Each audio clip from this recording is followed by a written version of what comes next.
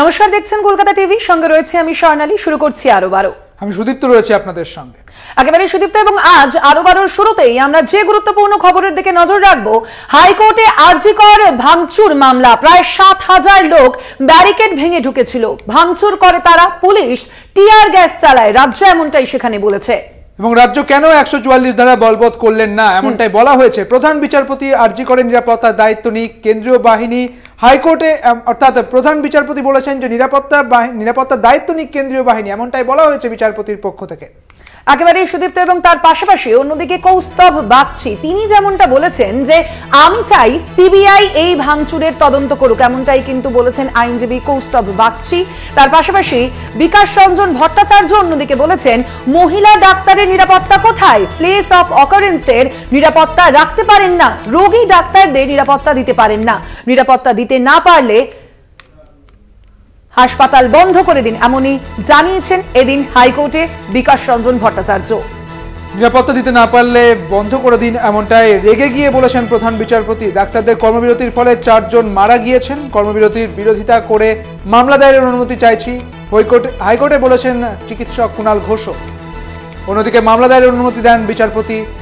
প্রধান বিচারপতি মামলা দায়েরের অনুমতি দিয়েছেন বলে খবর। অর্থাৎ হাইকোর্টে বলেন কৌস্তভ বাগচি, বিভিন্ন অভিযোগ তোলেন বিকাশ রঞ্জন ভট্টাচার্য, এবং এর পরিপ্রেক্ষিতে প্রধান বিচারপতি মামলা দায়েরের অনুমতি দিয়েছেন। আপনাদের জানিয়ে রাখি, এই আরজিকর কাণ্ডে ইতিমধ্যেই বহু জনস্বার্থ মামলা দায়ের হয়েছে কলকাতা হাইকোর্টে, এবং শুধুমাত্র তাই নয়, তার পরবর্তীতে আমরা দেখেছি যে আরজিকরে যেদিনকে এই ঘটনার প্রতিবাদে রাত দখল কর্মসূচি নেওয়া হয়, সেদিনকেই কিন্তু আরজিকরের ভেতরে জরুরি বিভাগে ভাঙচুর চালানো হয়। শুধুমাত্র তাই নয়, আরজিকরের বাইরের চত্বরেও ভাঙচুর চালায় হামলাকারীরা।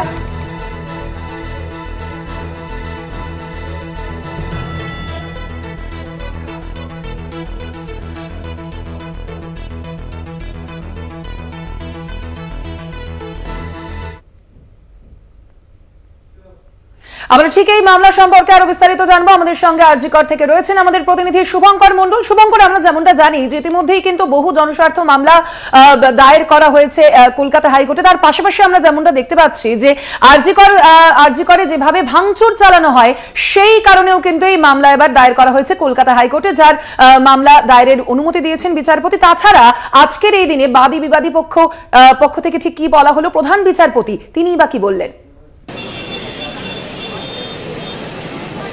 দেখো, আরজিকরের এই ঘটনা, তাই ঘটনাতে কিন্তু ব্যাপকভাবে চটেছেন রাজ্যের বলা যেতে পারে কলকাতা হাইকোর্টের প্রধান বিচারপতি, এবং সেইখানে দাঁড়িয়ে তিনি জানিয়েছেন যে ভাঙচুরের ঘটনা থেকে শুরু করে হাসপাতালে ডাক্তারদের যে নিরাপত্তা যাবতীয় যদি দিতে ব্যর্থ হয়, সেখানে কিন্তু প্রশাসন তাহলে এই হাসপাতাল বন্ধ করে দেওয়া উচিত, পরিষেবা বন্ধ করে দেওয়া উচিত। কেননা যেইভাবে দেখা যাচ্ছে যে রাতে এসে অকাতরে ভাঙচুর চালানো শুধু নয়, এখানে মহিলা ডাক্তারদের নিরাপত্তা কোথায়, রেস্টরুম থেকে শুরু করে যাবতীয় বিষয় সেগুলো যেরকম সামনে উঠে এসেছে তার বক্তব্যের মধ্যে থেকে আমরা দেখেছি বাদী বিবাদী পক্ষ একাধিক বিষয় নিয়ে কিন্তু তাদের মধ্যে তীব্র যে বাক্য সংঘাত সেটিও হয়েছে হাইকোর্টে।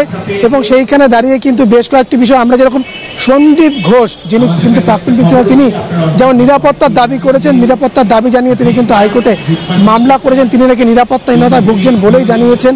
এবং একই সঙ্গে কিন্তু আমরা জানতে পেরেছি যে কলকাতা হাইকোর্টে বিশেষ করে যখন এই ভাঙচুর নিয়ে মামলা হয়েছে, একাধিক জনস্বার্থ মামলা হয়েছে, বিশেষ করে গত 14ই আগস্ট মধ্যরাতে যে রাত দখলের কর্মসূচি, সেটি যখন একেবারে ঘৃণ্য ভাঙচুরের কর্মসূচিতে রূপান্তরিত হয়ে গিয়েছে, বেশ কয়েকজন দুষ্কৃতী তারা বাইরে থেকে এসে ভাঙচুর চালিয়েছে, স্বাভাবিকভাবে কিন্তু সেই খবর সঙ্গে সঙ্গেই চাউর হয়েছে, প্রকাশ্যে এসছে সংবাদ মাধ্যমের দিয়ে, এবং সেইখান থেকেই কিন্তু স্বাভাবিকভাবে সেই খবর ছড়িয়ে পড়া, জানাজানি হওয়া। পরের দিন আমরা দেখেছি যে পুলিশ কর্মীরা যেরকম আক্রান্ত হয়েছে, একই সঙ্গে কিন্তু বেশ কয়েকজন ডাক্তারও বা জুনিয়র ডাক্তার তারা যখন আন্দোলন করছিলেন তারাও প্রাণ ভয়ে পালিয়েছেন, বেশ কয়েকজন আক্রান্ত হয়েছেন তাদের হাতে।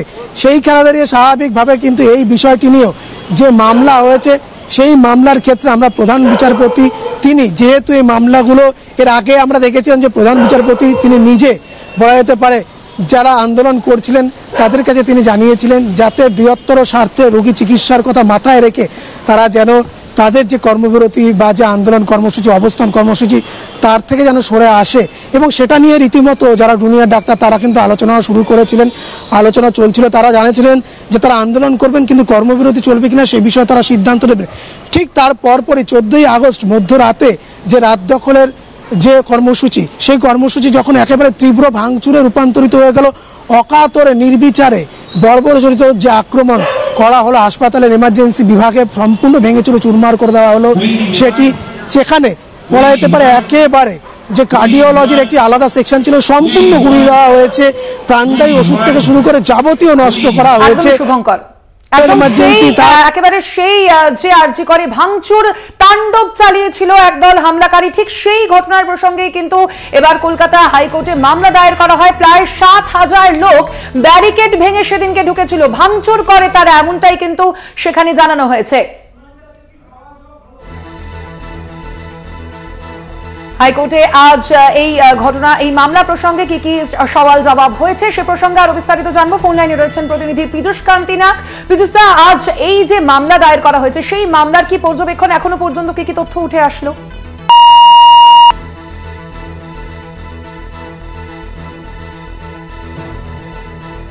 আপনাদের জানিয়ে রাখি, আরজি করে আমরা দেখেছিলাম 14ই আগস্ট মধ্যরাতে যেভাবে ভাঙচুর চালানো হয়েছিল আরজি করের জরুরি বিভাগে, ঢুকে পড়ে একদল তাণ্ডবকারী, এবং তার পাশাপাশি আরজি করের যে বাইরের চত্বর সেখানেও কিন্তু একই রকম ভাবে তাণ্ডব চালিয়েছিল হামলাকারীরা। পাশাপাশি হাইকোর্টের আরজি কর নিয়ে অর্থাৎ ভাঙচুর নিয়ে মামলা, প্রায় 7,000 লোক ব্যারিকেড ভেঙে ঢুকেছিল, ভাঙচুর করেছিল এবং পুলিশ টিয়ার গ্যাস চালায়। রাজ্য কেন 144 ধারা বলবৎ করে না? প্রধান বিচারপতি আরজি করের এমনটাই বলেছেন। পাশাপাশি আরজি করের নিরাপত্তার দায়িত্ব নিয়ে কেন্দ্রীয় বাহিনী, এমনটাই বলেছেন হাইকোর্টের প্রধান বিচারপতি। হাইকোর্টে বলেন কৌস্তব বাগচি, আমি চাই সিবিআই এই ভাঙচুরের তদন্ত করুক। হাইকোর্টে বলেন বিকাশ রঞ্জন ভট্টাচার্য, তিনি বলেন মহিলা ডাক্তারের নিরাপত্তা কোথায়?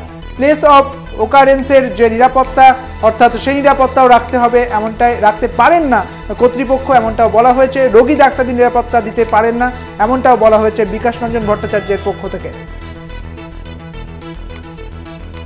এই মামলা আজ মামলা দায়েরের অনুমতি দেওয়া হয়েছে প্রধান বিচারপতি টি.এস. শিবজ্ঞানম এর পক্ষ থেকে। আরো বিস্তারিত জানার চেষ্টা করব। স্বর্ণালী আমাদের সঙ্গে রয়েছেন, আমাদের প্রতিনিধি পীযূষ কান্তি নাগ। পীযূষ দা, আজ হাইকোর্টে এই আরজি করে ভাঙচুরকে কেন্দ্র করে যে সওয়াল করা হয়েছে, বিকাশ রঞ্জন ভট্টাচার্য আইনজীবী এবং আইনজীবী কৌস্তব বাগচি কি কি সওয়াল করলেন এবং তার পরিপ্রেক্ষিতে বিচারপতি বা কি বললেন?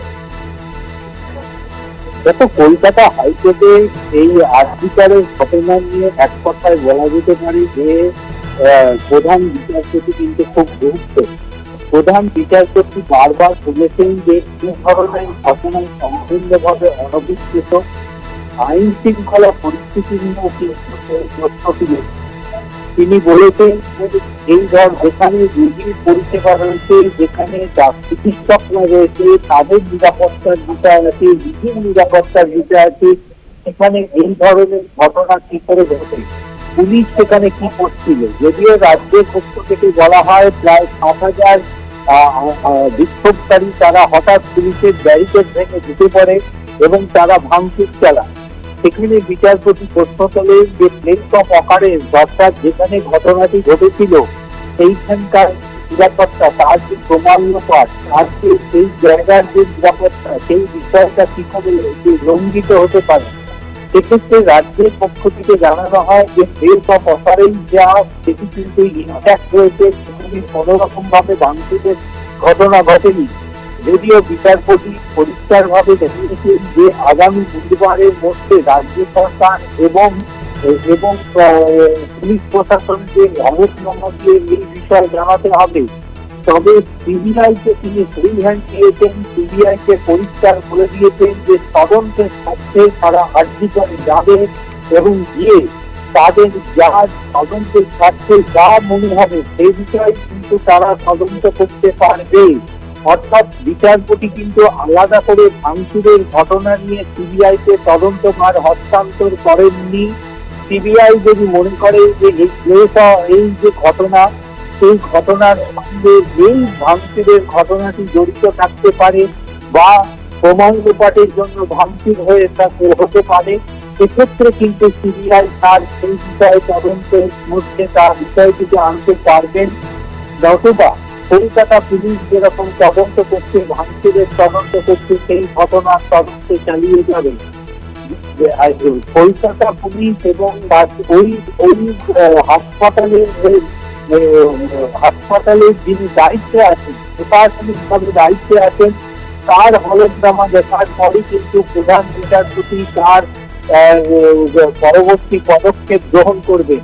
তবে এদিন রাজ্য সরকারকে বারবার রাজ্য সরকারের আইনজীবী প্রধান বিচারপতির যাতে আইন শৃঙ্খলা পরিস্থিতি এবং নিরাপত্তা নিয়ে বারবার প্রশ্নের মুখে পড়ে এবং তিনি বোঝাবার চেষ্টা করেন যে যে ধরনের ঘটনা ঘটেছে তা অনভিপ্রেত, এতে পুলিশ আহত হয়েছে এবং পদাধিকারী একজন পুলিশ কর্তাও আহত হয়ে হাসপাতালে ভর্তি রয়েছে। সেখানেই বিচারপতি প্রশ্ন করেন যে ল অ্যান্ড অর্ডার সিচুয়েশন নিয়ে এবং তিনি পরিষ্কার জানান যে এই যে জেলা হাসপাতালগুলি রয়েছে, বিশেষ করে শিলিগুড়ি হাসপাতাল থেকে শুরু করে সেখানে গিয়ে আপনারা দেখুন যে লেডি ডাক্তারদের জন্য বা ডক্টরদের জন্য কোনো আলাদা করে ড্রেসিংয়ের ব্যবস্থা আছে কিনা, এই ধরনের নিরাপত্তা এবং প্রত্যেকটি হাসপাতালে যে সিসিটিভি থাকা প্রয়োজন তা পর্যাপ্ত সিসিটিভি রয়েছে কিনা, ঐক্যবদ্ধের আবেদনকারীর পক্ষ থেকে দাবি করা হয় যে হাসপাতালের যে নিরাপত্তা দেখা যাচ্ছে তাতে কলকাতা পুলিশ এই ল অ্যান্ড অর্ডার সিচুয়েশন বা নিরাপত্তা দিতে পারছে না। এক্ষেত্রে কেন্দ্রীয় বাহিনী মোতায়েন করা হোক এবং হাসপাতালের নিরাপত্তার দায়িত্ব কেন্দ্রীয় বাহিনীকে দেওয়া হোক। সঙ্গে থেকে পেজুস দা, আমরা এই মুহূর্তে যোগাযোগ করতে পেরেছি ফোন লাইনে, আমাদের সঙ্গে রয়েছেন ফোন লাইনে সিপিআইএম সাংসদ তথা বিশিষ্ট আইনজীবী বিকাশ রঞ্জন ভট্টাচার্য।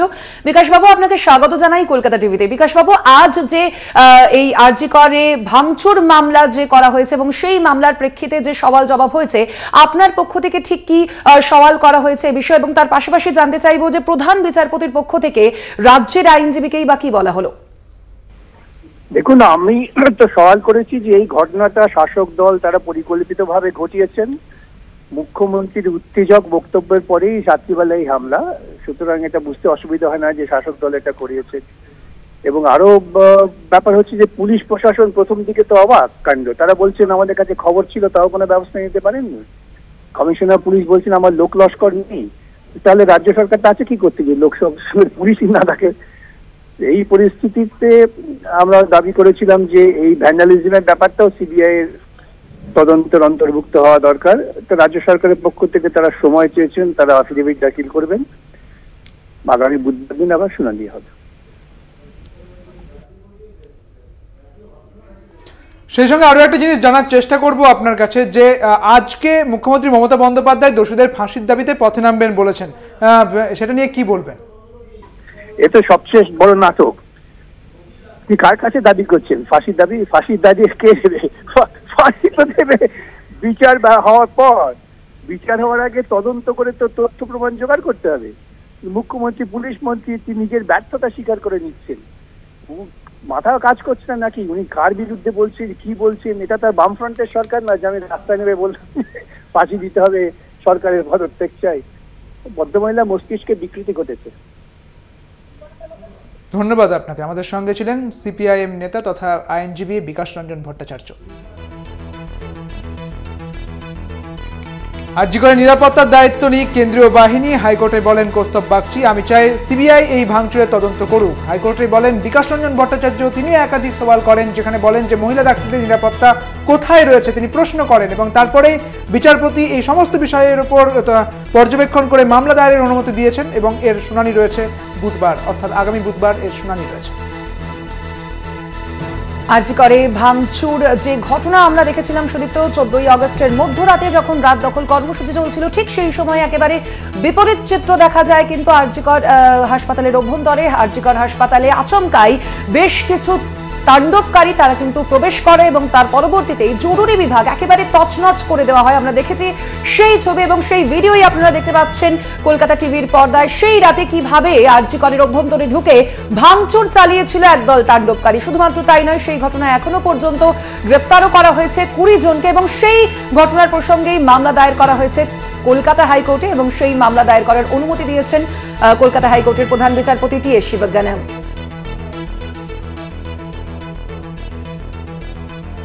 আমরা কথা বলবো এ নিয়ে, আমরা ফোন লাইনে যোগাযোগ করতে পেরেছি বিজেপি নেতা তথা আইনজীবী কৌস্তব বাগচির সঙ্গে। কৌস্তব বাবু, আপনাকে স্বাগত জানাই কলকাতা টিভিতে। কৌস্তব বাবু, আজ আমরা দেখতে পেলাম যে এই যে আরজি করে ভাঙচুর কাণ্ড, তার পরিপ্রেক্ষিতে মামলা দায়ের করা হলো এবং সেই মামলার অনুমতি দিয়েছেন প্রধান বিচারপতি। সে প্রসঙ্গে এইখানে আপনার পক্ষ থেকে ঠিক কি সওয়াল জবাব করা হয়েছে জানতে চাইব। দেখুন, চরম লজ্জা। আজকে হাইকোর্ট যেটা বারবার করে বলেছে যে complete machinery, law and order breakdown on the part of the state machinery. এবং আমরা বলেছিলাম যে এই বিষয়টা যে স্টেট গভর্নমেন্ট মানে কলকাতা পুলিশের যে কমিশনার, সে বলেছে যে তাদের কাছে ইনফরমেশন ছিল কিন্তু তারা কিছু করতে পারেনি লজিস্টিক্স। এর থেকে তো একটা জিনিস পরিষ্কার যে পুলিশের কাছে, পুলিশের দিক থেকে কমপ্লিটলি মেশিনারি ব্রেকডাউন, এটা স্টেটের তরফে কমপ্লিট ফেলিয়ার।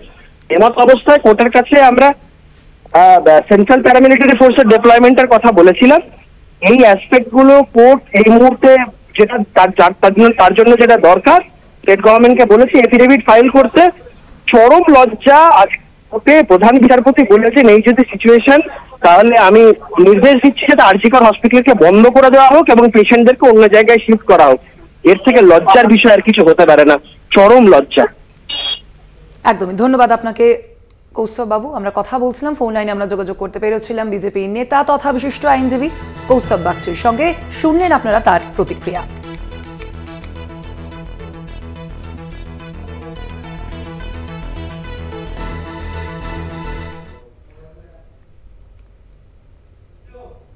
আরো এখন সময় একটা বিরতির। ফিরছি বিরতির পর, সঙ্গে থাকুন। আরো নিয়ে ফিরে এলাম বিরতির পর।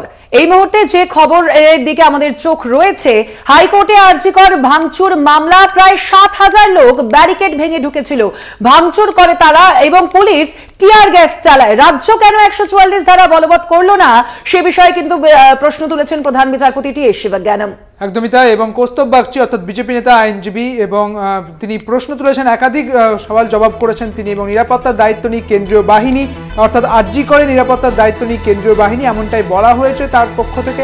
এবং হাইকোর্টে এমনটাই বলেছেন কৌস্তব বাগচি। পাশাপাশি বিকাশ রঞ্জন ভট্টাচার্য তিনিও একাধিক সওয়াল জবাব করেছেন। তিনি বলেছেন যে মহিলা ডাক্তারদের নিরাপত্তা কোথায় রয়েছে, প্লেস অফ অকারেন্স কোথায় রয়েছে, নিরাপত্তা রাখতে পারেন না তারা, এবং রোগী ডাক্তারদের নিরাপত্তা দিতে পারেন না। নিরাপত্তা না দিতে পারলে হাসপাতাল বন্ধ করে দিন, এমনটাই বলেছেন বিচারপতি। পাশাপাশি এবং এই সওয়াল জবাবগুলিকে সামনে রেখে মামলা দায়ের করার অনুমতি দিয়েছেন প্রধান বিচারপতি।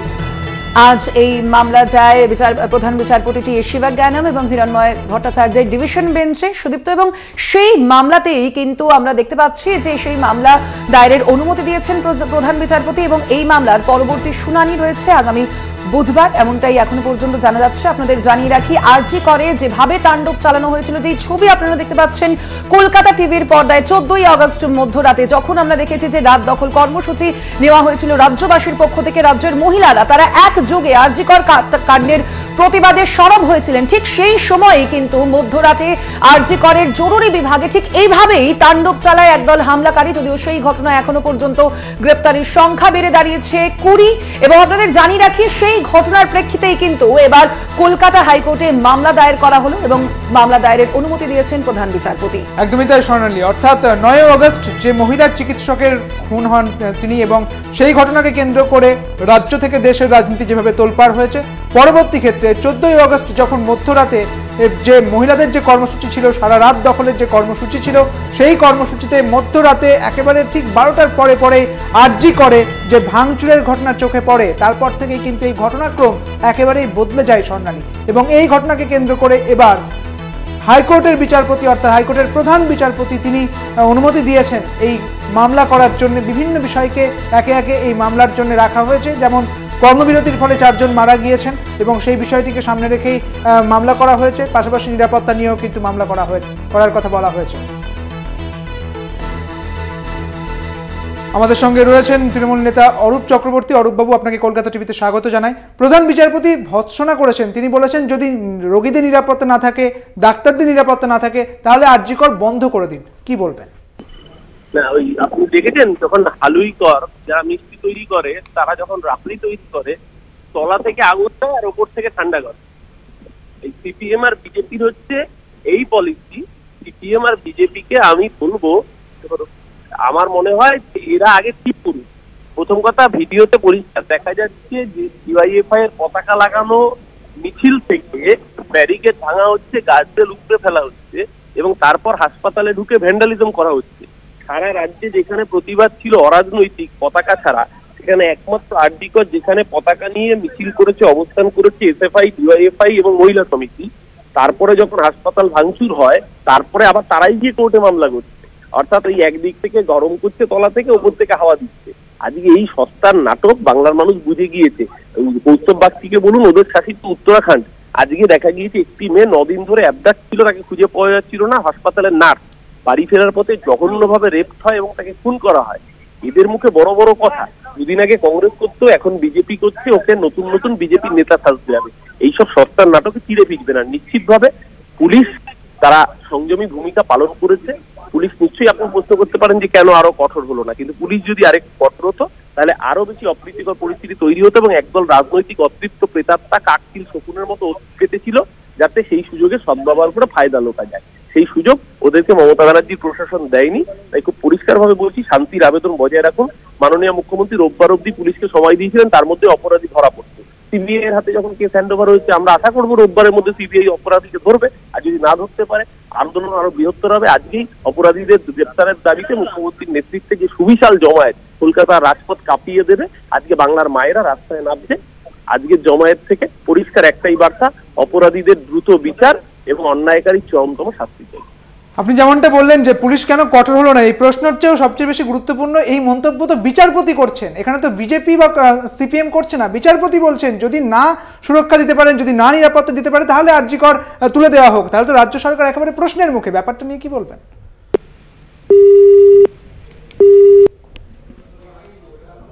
যোগাযোগ বিচ্ছিন্ন হয়ে গিয়েছে তৃণমূল মুখপাত্র অরূপ চক্রবর্তীর সঙ্গে। আপনাদের জানিয়ে রাখি, হাইকোর্টে আরজিকর ভাঙচুর মামলা, প্রায় 7000 লোক ব্যারিকেড ভেঙে ঢুকেছিল, ভাঙচুর করেছিল, পুলিশ টিয়ার গ্যাস চালিয়েছিল। রাজ্য কেন 144 ধারা বলবৎ করলো না? প্রধান বিচারপতি এমনটাই প্রশ্ন তুলেছেন এবং এই মামলার শুনানি রয়েছে আগামী বুধবারে।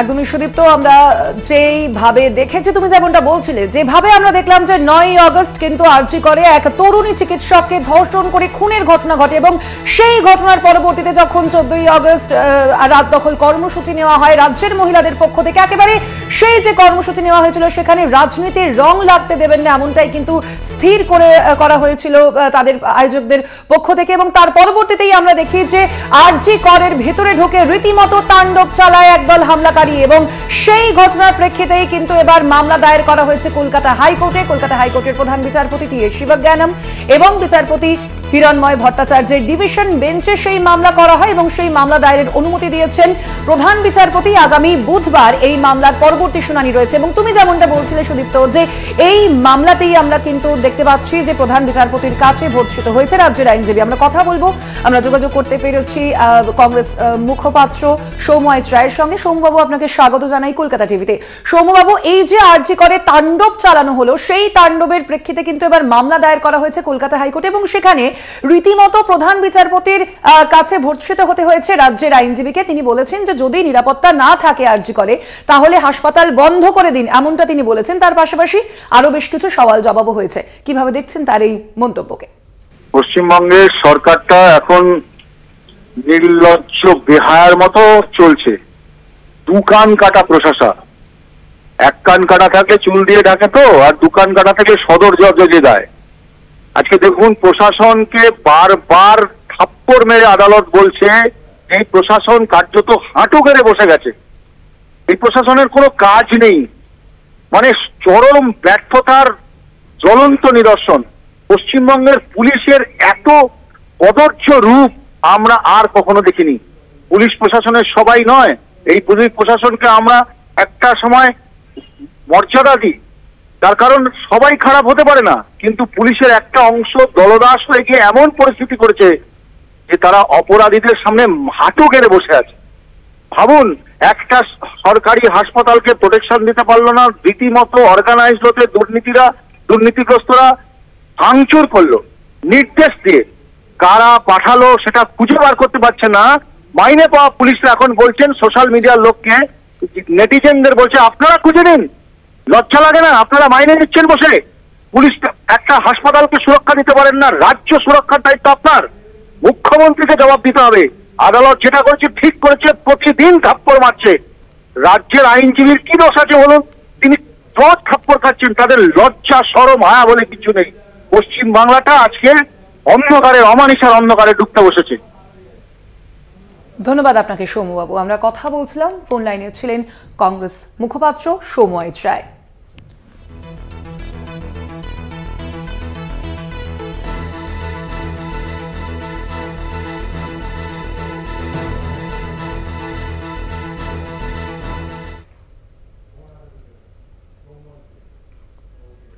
আরো এখন সময় আরো একটা বিরতির। ফিরছি বিরতির পর, সঙ্গে থাকুন। আরো নিয়ে ফিরে এলাম বিরতির পর। আর এই মুহূর্তে যে খবরের দিকে নজর রাখবো স্বর্ণালী, আরজিকর কাণ্ডের প্রতিবাদে ধর্মঘটে এসইউসিআই এবং সকাল 6টা থেকে 12 ঘন্টার ধর্মঘটের ডাক দিয়েছেন তারা। এবং বিভিন্ন জায়গার ছবি এই মুহূর্তে উঠে এসেছে। সকাল থেকে আমরা সেদিকে নজর রেখেছিলাম স্বর্ণালী। একেবারে বাঁকুড়াতে দেখা গিয়েছিল যে বচসা বেঁধে গিয়েছিল কর্মীদের সঙ্গে পুলিশের, পাশাপাশি বিভিন্ন ছবিটা কিন্তু একই রকম ছিল। একেবারে সুদীপ্ত, অর্থাৎ বোঝাই যাচ্ছে যে 12 ঘন্টার বাংলা বন্ধ ডাকা হয়েছে এসইউসিআই এর পক্ষ থেকে। তার পরিপ্রেক্ষিতে কিন্তু আমরা দেখতে পাচ্ছি যে রাজ্যের বিভিন্ন জেলায় জেলায় বিভিন্ন রকম ছবি দেখা যাচ্ছে। কোথাও কিন্তু মিছিল সর্বতভাবে সার্থকও হতে দেখা গিয়েছে কোথাও গিয়ে, আবার তার পাশাপাশি কোথাও কিন্তু সেই মিছিলে বাধা দেওয়ার অভিযোগও সামনে এসেছে। আপনাদের সামনে তুলে ধরছি 6 জায়গার ছবি। হাজরা মোড় থেকে শুরু করে বেহালা, বাঁকুড়া, কোচবিহার, দক্ষিণ 24 পরগনা এবং পশ্চিম মেদিনীপুর, এই 6 জায়গার যে ছবি এসইউসিআই এর যে বাংলা বন্ধ কর্মসূচি, সেই ছবি কিন্তু আমরা তুলে ধরছি আপনাদের সামনে। একদিকে যেমন আমরা জানি যে এই সুদীপ্ত, তুমি যেমনটা বলছিলে যে বেশ কিছু জায়গায় কিন্তু এই মিছিল আটকানোর অভিযোগ সামনে এসেছে, এবং অন্যদিকে কিছু ক্ষেত্রে সেই মিছিল কিন্তু করতেও দেখা গিয়েছে। একেবারে সর্বতভাবে সফল হয়তো বলে মনে করতে পারেন এই যে বাংলা বন্ধকে এসইউসিআই।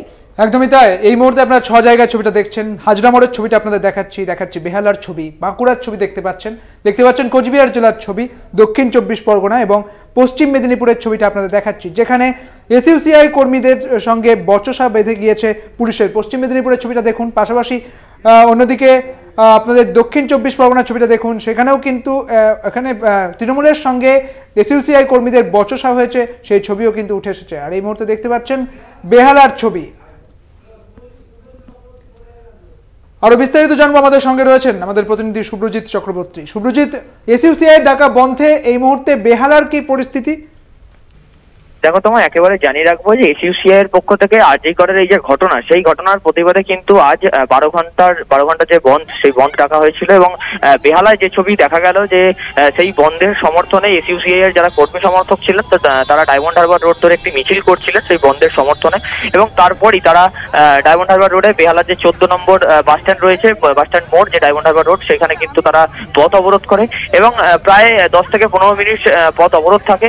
এবং তারপরে কিন্তু পুলিশের আধিকারিকরা তারা এসে কিন্তু সেই অবরোধ তোলার চেষ্টা করে, পুলিশের সাথে ধস্তাধস্তি লাগে যারা এসইউসিআই এর কর্মী সমর্থক ছিলেন। এবং তারপরে কিন্তু এসইউসিআই এর কর্মী সমর্থকদের বেশ কয়েকজনকে কিন্তু প্রিজন ভ্যানে তুলে নিয়ে যাওয়া হয়, বেশ কয়েকজনকে কিন্তু আটক করা হয়েছে বলে খবর পাওয়া যাচ্ছে। সুব্রজিৎ, আর এই বন্ধের পরিপ্রেক্ষিতে যানজটের খবর বা অন্যদিকে দোকানপাট বন্ধের খবর কি উঠে এসেছে?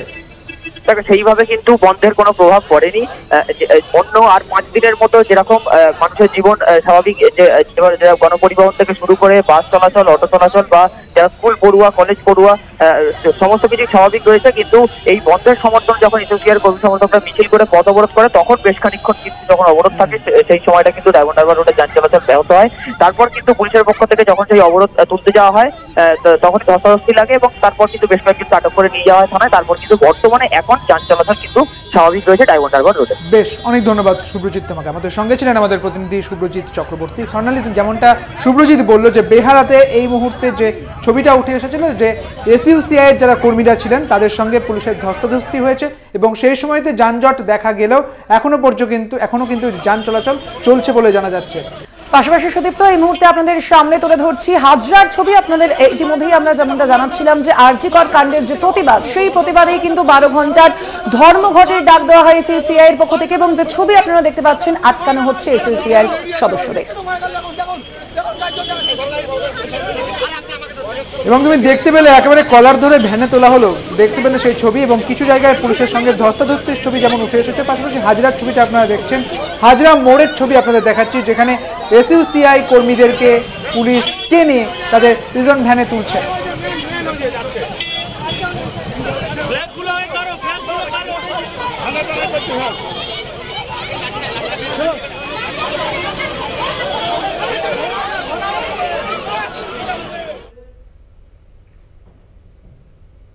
চলুন পাশাপাশি আরও বেশ কিছু জেলার ছবি দেখি। এবার কোচবিহারের ছবিটা দেখুন। কোচবিহার জেলার যে ছবিটা, সেখানে এসইউসিআই কর্মীদের সঙ্গে পুলিশের বচসার ছবি উঠে আসছে, যেখানে মাথা ভাঙাতেও কিন্তু এই বচসা দেখা গিয়েছিল, সেখানে যানজট দেখা গিয়েছিল এবং যান চলাচল ব্যাহত হয়েছিল সেখানে, এবং সেই বন্ধ যে একেবারেই প্রভাব পড়েছে সেই বিষয় কিন্তু উঠে এসেছিল। এবং পাশাপাশি এই মুহূর্তে আপনারা কোচবিহারের ছবিটা দেখছেন। স্বর্ণালী, একেবারে সুদীপ্ত, অর্থাৎ বোঝাই যাচ্ছে যে এসইউসিআই এর যে ধর্মঘট, যে বাংলা বন্ধ, সেই বাংলা বন্ধকে কিন্তু বিভিন্ন জায়গায় এভাবেই আটকানো হয়েছে। বিষয়ে আমরা আরো বিস্তারিত জানবো। ফোন লাইনে রয়েছেন আমাদের প্রতিনিধি রবিউল ইসলাম।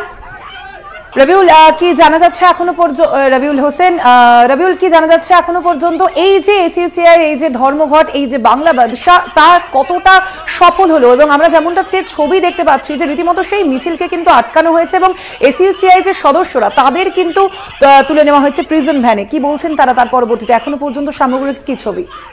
দেখো, তোমাকে জানিয়ে রাখি যে আরজিকর কাণ্ডের প্রতিবাদে কোচবিহার সহ গোটা রাজ্যে এসইউসিআই যে 12 ঘন্টার বাংলা বন্ধের ডাক দিয়েছিল, তার ইঙ্গিতে সকাল থেকে কিন্তু কোচবিহার জেলার কোচবিহার, দিনহাটা, মাথাভাঙা, তুফানগঞ্জ থেকে একাধিক জায়গায় এসইউসিআই সমর্থকরা তারা কিন্তু সকাল থেকে জড়ো হতে শুরু করে এবং বন্ধের সমর্থনে মিছিল এবং স্লোগান দিতে শুরু করে। কিন্তু তার পরে মুহূর্তেই বন্ধের সমর্থকরা যখন গাড়ি বন্ধ সহ একাধিক যে ব্যবসায়িক প্রতিষ্ঠান সেগুলো বন্ধের সমর্থনে স্লোগান দেয় এবং মিছিল করে, সেই মুহূর্তে পুলিশ তাদের কিন্তু পথ আটকানোর চেষ্টা করে। আমরা এই দৃশ্য কোচবিহার, মাথাভাঙা সহ দিনহাটা বিভিন্ন জায়গায় দেখেছিলাম এবং পরে মুহূর্তে পুলিশের সঙ্গে তাদের কিন্তু ব্যাপক আকারে ধস্তাধস্তি হয় এবং পুলিশ সেই এসইউসিআই যে বন্ধ সমর্থক যারা আছে তাদেরকে কিন্তু আটক করে। এবং তোমাকে জানিয়ে রেখি, সকাল 10টার পর পর্যন্ত কোচবিহার জেলা পুলিশ সুপার জ্যোতিমান ভট্টাচার্যের দেওয়া তথ্য অনুযায়ী গোটা জেলায় মোট 73 জন বন্ধ সমর্থক অর্থাৎ এসইউসিআই সমর্থককে পুলিশ কিন্তু আটক করেছে। এই 73 জন সমর্থকের মধ্যে 65 জনই কিন্তু পুরুষ এবং 8 জন মহিলা রয়েছে। এবং সব থেকে বেশি বন্ধ সমর্থক তারা কিন্তু দিনহাটায় আটক হয়েছে, প্রায় 25 জন। এবং তারপরেই কিন্তু কোচবিহার জেলা সদরে সেখানে 18 জন, মাথাভাঙায় 11 জন এবং অন্যান্য জায়গায় বিক্ষিপ্তভাবে 2-1 জন করে আটক হয়েছে। তোমাকে আরো জানিয়ে রাখি, বন্ধের প্রভাবে কিন্তু কোচবিহার জেলা জুড়ে যে বেসরকারি পরিবহন রয়েছে সেই বেসরকারি পরিবহনে ব্যাপক প্রভাব পড়েছে। বেসরকারি পরিবহন একেবারেই বন্ধ। তবে কিন্তু রাস্তায় সরকারি বাস অর্থাৎ উত্তরবঙ্গের একমাত্র যে ভরসা যোগাযোগের, সেটা হলো এনবিএসটিসি পরিষেবা। সেই এনবিএসটিসি পরিষেবা কিন্তু যথেষ্টভাবে সচল ছিল এবং সংস্থার যিনি চেয়ারম্যান রয়েছেন প্রাক্তন বিধায়ক পার্থপ্রতিম রায়, তিনি কিন্তু সকালেই এনবিএসটিসি যে কেন্দ্রীয় ডিপো রয়েছেন, সেন্ট্রাল ডিপো, সেই ডিপোতে কিন্তু পরিদর্শন করেন এবং যারা কর্মী রয়েছেন, বাস কন্ট্রাক্টর ড্রাইভার, তাদের সঙ্গে কথা বলেন। অতিরিক্ত বাস চালানোর কথা তিনি ঘোষণা করেন। এছাড়া তোমাকে জানিয়ে রাখি, বন্ধের প্রভাবে কোচবিহার শহরের থেকে শুরু করে দিনহাটা, তুফানগঞ্জ, মাথাভাঙা এই যে শহরগুলো রয়েছে, সেই শহরের ছোটখাটো যে দোকানদার সেগুলো দোকান খোলা থাকলেও একেবারেই কিন্তু বিভিন্ন বহুজাতিক যে সংস্থার বিপণীগুলো রয়েছে, সেই বহুজাতিক সংস্থার বিপণী থেকে শুরু করে শপিং মল, সেগুলো কিন্তু বন্ধই ছিল, যাতে কোনো রকম অশান্তি না হয় এই ব্যাপারে কিন্তু বিপণী সংস্থার মালিকরা তাদের দোকান বন্ধ রেখেছে। অপরদিকে কিন্তু তোমাকে আবার জানিয়ে রাখি, অফিস যে আছে, অফিস কিন্তু জোর কদমেই চলছে। তবে অফিস, স্কুল, কলেজ, স্কুল জায়গাগুলো সেখানে অনেকটা কম। ধন্যবাদ তোমায়। অর্থাৎ বোঝাই যাচ্ছে যে এসইউসিআই এর এই ধর্মঘট কিন্তু কোচবিহারের ক্ষেত্রে তার সামগ্রিক প্রভাব পড়েছে এবং যেমনটা জানালেন আমাদের প্রতিনিধি যে কোচবিহারে এসইউসিআই এর এই ধর্মঘট রুখতে আটক করা হয়েছে প্রায় 73 জনকে। একদমই তাই স্বর্ণালী। এবং পাশাপাশি বিভিন্ন জায়গার যে ছবি আপনাদের দেখাচ্ছিলাম হাজরা মোড়ের ছবি, দেখাচ্ছিলাম বেহালার ছবি এবং দেখালাম কোচবিহারের ছবি। কোচবিহারে কিন্তু ব্যাপক প্রভাব পড়েছে এসইউসিআই এর এই বন্ধের এবং এই বন্ধকে ঘিরে বিভিন্নভাবে বচসার ছবি কিন্তু উঠে এসেছে। আর পাশাপাশি বাঁকুড়ার ছবিটা দেখুন। এবার বাঁকুড়ার মাচানতলাতে এসইউসিআই এর সমর্থকদের সঙ্গে পুলিশের ধস্তাধস্তি বাঁধে, কারণ তারা ব্যাংকের সামনে তারা বিক্ষোভ দেখাচ্ছিলেন, ব্যাংক বন্ধ করার কথা বলেছিলেন এবং তখনই তাদের এই বচসা বাঁধে।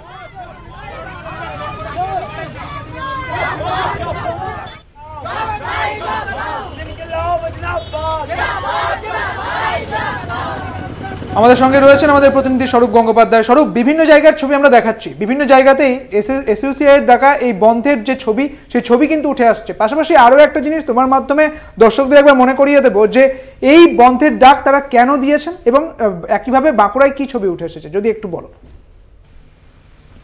ঘটনায় দোষীদের চূড়ান্ত বা দৃষ্টান্তমূলক শাস্তি দেওয়ার দাবি নিয়ে মূলত এই আন্দোলন এবং ধর্মঘটের ডাক দেওয়া হয়েছে এসইউসিআই এর তরফ থেকে। এবং ধর্মঘটের আজকে সকাল থেকেই যে চেহারাটা দেখা গেল বাঁকুড়ার বাস স্ট্যান্ডে বাস চলাচল করছে, কিন্তু মানুষজনের সংখ্যা কম, অর্থাৎ যাত্রীদের সংখ্যা কম, জনজীবন স্বাভাবিক রয়েছে, দোকানপাট খুলেছে, অফিস আদালত খুলেছে, সবকিছুই স্বাভাবিক রয়েছে। তবে বাঁকুড়ার মাচানতলা শুধু নয়, বাঁকুড়া শহরের বুকে বন সমর্থককারীরা অর্থাৎ এসইউসিআইয়ের কর্মী সমর্থকরা তারা মিছিল করার পর তারা এসে হাজির হন বাঁকুড়ার মাচানতলার মোড়ে, সেখানে SBI ব্যাংকের সামনে, এবং সেই ব্যাংকের সামনের যে মূল গেট, সেই মূল গেট দখল করে তারা আন্দোলন করতে শুরু করেন, এবং আন্দোলন করতে শুরু করেন 10টার সময় ব্যাংক খোলার সময়, এবং সেই সময় তারা এসে হাজির হন। অর্থাৎ তারা আন্দোলনের মাধ্যমে ব্যাংক বন্ধ করে দেওয়ার যে তারা চেষ্টা করেছিলেন, সেই চেষ্টা অবশ্য শেষ পর্যন্ত তারা করতে পারেননি। ব্যাংক এবং পুলিশ কর্মীরা এসে সেই বন সমর্থককারীদের সেখান থেকে জোর করে সরিয়ে দেন,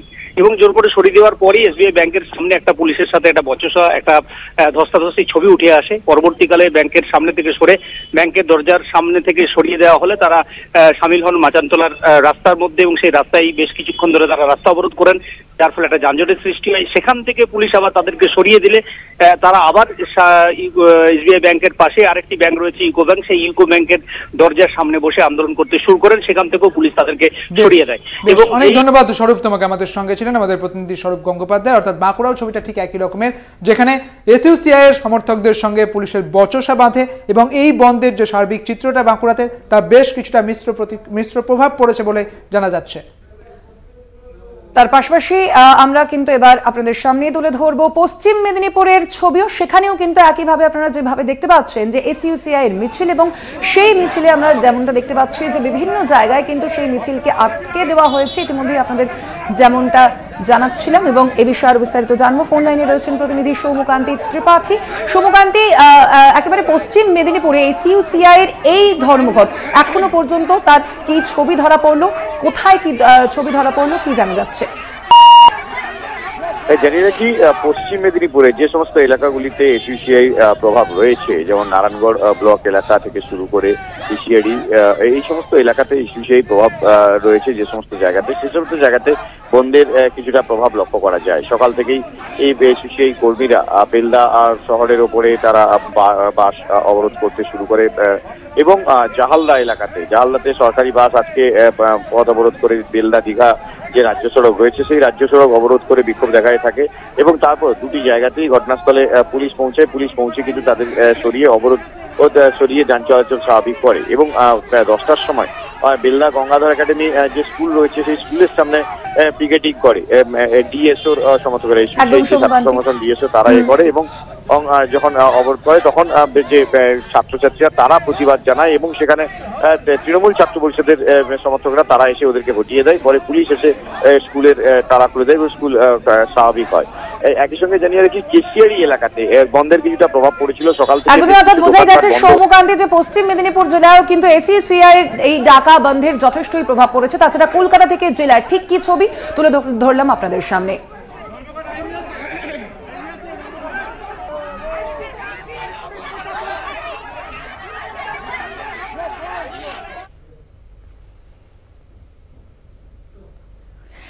এখন সময় আরো একটা বিরতি। বিরতির পর সঙ্গে থাকুন।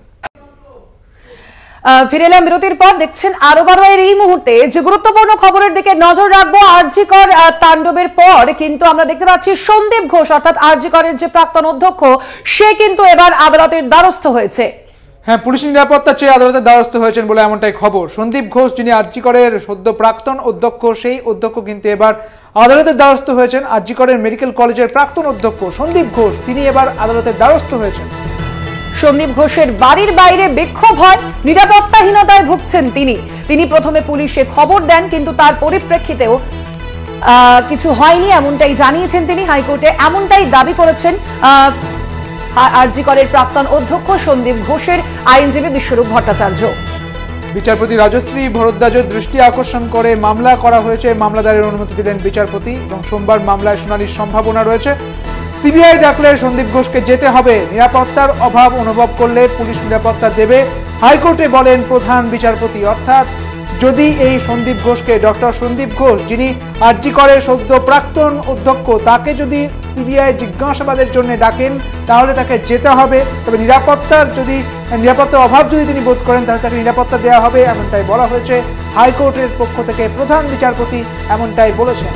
একদমই সুদীপ্ত, অর্থাৎ বোঝাই যাচ্ছে যে এবার কিন্তু আরজি করের প্রাক্তন অধ্যক্ষ সন্দীপ ঘোষ তিনি কিন্তু কলকাতা হাইকোর্টের দ্বারস্থ হয়েছেন এবং তিনি সেখানে যেমনটা জানিয়েছেন, তার যে আইনজীবী যেমনটা জানিয়েছেন যে তিনি নিরাপত্তাহীনতায় ভুগছেন এবং এ বিষয়ে তিনি পুলিশের কাছে দ্বারস্থ হবেন, এমনটাই জানানো হয়েছে। অন্যদিকে প্রধান বিচারপতি, কলকাতা হাইকোর্টের প্রধান বিচারপতি টি.এস. শিবজ্ঞানম তিনি জানিয়েছেন যে এ বিষয়ে জিজ্ঞাসাবাদের জন্য যদি সন্দীপ ঘোষকে ডাকা হয় তাহলে সেখানে তাকে যেতে হবে, যদিও নিরাপত্তাহীনতায় যদি তিনি ভোগেন অবশ্যই সেই বিষয়টিও দেখা হবে।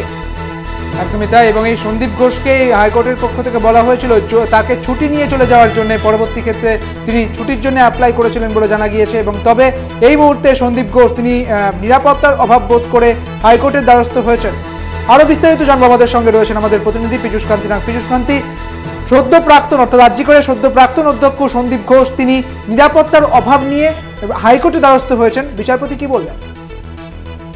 দেখো, সন্দীপ ঘোষ দুটি এজলাসে মামলা দায়ের করেছেন। প্রথম তিনি দায়ের করেছেন বিচারপতি রাজশ্রী ভরদ্বাজের একক দৃষ্টিতে। যেহেতু রাজশ্রী ভরদ্বাজ, বিচারপতি রাজশ্রী ভরদ্বাজ তিনি নিরাপত্তা, পুলিশ নিষ্ক্রিয়তা এবং পুলিশ অপারেশনের মামলা দেখেন, তাই সেখানে তার আবেদন, তার বাড়ির সামনে অনেক সময় বিক্ষোভ হচ্ছে, তিনি নিরাপত্তার অভাব অনুভব করছেন এবং সিবিআই তাকে ডেকেছে এবং সেক্ষেত্রে তিনি নিরাপত্তার অভাব অনুভব করছেন। আদালত তাকে এই বিষয়ে হস্তক্ষেপ করেছে। বিচারপতি রাজশ্রী ভরদ্বাজ তাকে মামলা দায়ের করার অনুমতি দিয়েছেন। অপরদিকে আজকে যখন হাইকোর্টের প্রধান বিচারপতি ডিভিশন বেঞ্চে আরজি করের ভাঙচুর মামলা চলছিল, সেখানেও তার আইনজীবী উত্থাপন করেন যে তাকে সিবিআই ডেকেছে, তিনি নিরাপত্তার অভাব অনুভব করছেন, তাকে পুলিশি নিরাপত্তা দেওয়া হোক। প্রধান বিচারপতি পরিষ্কার জানিয়েছেন যে সিবিআই যদি তাকে ডাকে তাহলে সেখানে তাকে দিতে হবে এবং সেই যাওয়ার ক্ষেত্রে তিনি যদি কোনো নিরাপত্তার অভাব অনুভব করে সেক্ষেত্রে রাজ্য সরকার তাকে পুলিশি নিরাপত্তা দিয়ে সেখান সিবিআই এর অফিসে নিয়ে যাবেন। এছাড়াও তিনি তার যদি আদালতের কাছে কোনো আবেদন থাকে বা কোনো বক্তব্য থাকে তা তিনি আলাদা করে লিখিতভাবে আবেদন দিয়ে আদালতের কাছে আবেদন জানাতে পারেন এবং তার সেই লিখিত আবেদনের প্রেক্ষিতে আদালত তার পরবর্তী শুনানির মাধ্যমে তার বিষয়টি বিবেচনা করবে। বেশ, অনেক ধন্যবাদ পীযূষ দা তোমাকে। আমাদের সঙ্গে ছিলেন আমাদের প্রতিনিধি পীযূষ কান্তি নাগ। আপনাদের জানিয়ে রাখি, নিরাপত্তার অভাব বোধ করে তিনি অর্থাৎ সন্দীপ ঘোষ, ডক্টর সন্দীপ ঘোষ তিনি হাইকোর্টের দ্বারস্থ হয়েছেন এবং তারপরেই বিচারপতি বলেছেন যদি তাকে সিবিআই তদন্তের জন্য জিজ্ঞাসাবাদ করতে চায় তাহলে তাকে যেতে হবে, পাশাপাশি নিরাপত্তা যদি অভাব বোধ করেন তাহলে তাকে নিরাপত্তা দেওয়া হবে।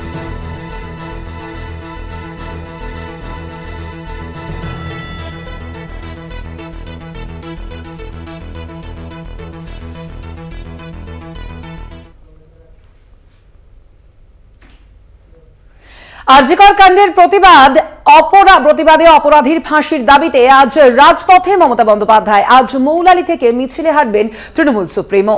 একদমই তাই। অর্থাৎ আরজিকর কাণ্ডের যে ভাঙচুর এবং সেই সঙ্গে নিহত মহিলার চিকিৎসকের যে ঘটনা, সেই ঘটনাকে সামনে রেখে যখন বিরোধী দলগুলি তারা পথে নামছেন, ঠিক তখনই মুখ্যমন্ত্রী মমতা বন্দ্যোপাধ্যায় তিনি বলেছিলেন যে গতকালই তিনি রাজভবনে দাঁড়িয়ে এমনটা বলেছিলেন যে আরজিকর কাণ্ডের প্রতিবাদে অপরাধীদের ফাঁসির দাবিতে আজ রাজপথে নামবো আমি। মুখ্যমন্ত্রী মমতা বন্দ্যোপাধ্যায় তিনি আজ পথে নামবেন। আরও বিস্তারিত জানবো, আমাদের সঙ্গে রয়েছেন আমাদের বিশেষ প্রতিনিধি দেবজ্যোতি ঘোষ। দেবজ্যোতি, আজ মুখ্যমন্ত্রী মমতা বন্দ্যোপাধ্যায় তিনি পথে নামছেন, এই মিছিল কোথা থেকে কত দূর পর্যন্ত যাবে এখনো পর্যন্ত কি জানতে পারছো? তারা সুদীপ্ত মৌলালি মোড় থেকে মিছিলটি ধর্মতলা ডরিনা ক্রসিং পর্যন্ত যাবে। মুখ্যমন্ত্রী তথা তৃণমূল নেত্রী মমতা বন্দ্যোপাধ্যায় মিছিলের নেতৃত্ব দেবেন। মিছিলের মূল দাবি অবিলম্বে আরজি করের ঘটনায় দোষীদের রবিবারের মধ্যে শাস্তি দিতে হবে। রাম, বাম এবং শ্যাম এই তিনজনের যে চক্রান্ত, তিনজন যে যৌথভাবে বাংলার অপমান করছেন, বাংলার বিরুদ্ধে কুৎসা অপপ্রচার করছেন, তারই বিরুদ্ধে তিনি পথে নামছেন এবং দৃষ্টান্তমূলক শাস্তি অর্থাৎ ফাঁসির আদেশ যাতে দেওয়া হয় সেই দিক থেকেই কিন্তু মমতা বন্দ্যোপাধ্যায়ের এই কর্মসূচি অত্যন্ত গুরুত্বপূর্ণ। কারণ ফাঁসির দাবিতে মিছিল এর আগে রাজ্য কর্তৃপক্ষ করেছিল। মীরা ভট্টাচার্য ধনঞ্জয়ের ফাঁসি নিয়ে তিনিও পথে নেমেছিলেন। তারপরে রাজ্যের মুখ্যমন্ত্রী মমতা বন্দ্যোপাধ্যায় সেই রাজ্যেরই একটি ঘটনায় তিনি ফাঁসির আবেদন করছেন, যা অত্যন্ত গুরুত্বপূর্ণ। কারণ যেখানে এই বিষয়টি ইতিমধ্যেই রাজনৈতিক অনুপ্রবেশ ঘটেছে, বিভিন্ন রাজনৈতিক দলই পথে নেমেছে। প্রথমে এটি অরাজনৈতিক আন্দোলন ছিল, কিন্তু রাজনৈতিক অনুপ্রবেশের পর সমস্ত রাজনৈতিক দলই পথে নেমেছে। তৃণমূল কংগ্রেস অবশেষে পথে নামলো এবং ফাঁসির দাবিতে তারা পথে নামতে চলেছেন। বিকেল 4টের সময় মিছিলটি শুরু হবে। বেশ, অনেক ধন্যবাদ দেবজ্যোতি তোমাকে।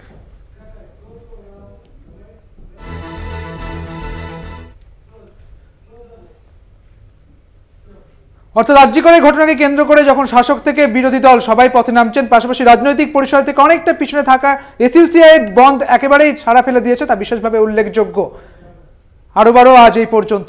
দেখতে থাকুন কলকাতা টিভি, রাত দিন 7 দিন।